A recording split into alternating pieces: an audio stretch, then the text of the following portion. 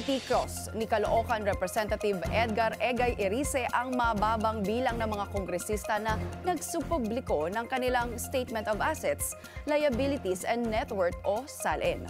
Kumpara sa Senado na kompleto nang naglabas ng kani-kanilang SALN para sa taong 2024.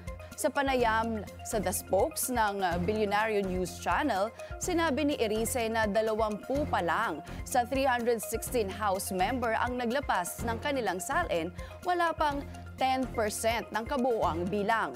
Samantalang all out na ang mga senador na nagsumite. I'm willing to ilabas yung SALN, pero how and through what through the dapat siguro mag-decide ang House na ilabas na lang lahat.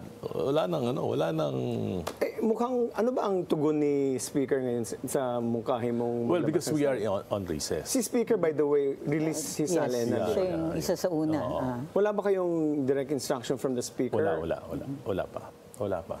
But isn't that dapat hindi na individual decision. Dapat it should be a collective decision of the House to release all the SALN of all representatives. That's my... Giit ni Erice, dapat magpakita ng transparency at good governance sa mga halal na opisyal, lalo na't ang taong bayan ang may karapatang malaman ang pinansyal na kalagayan ng mga kanilang kinatawan.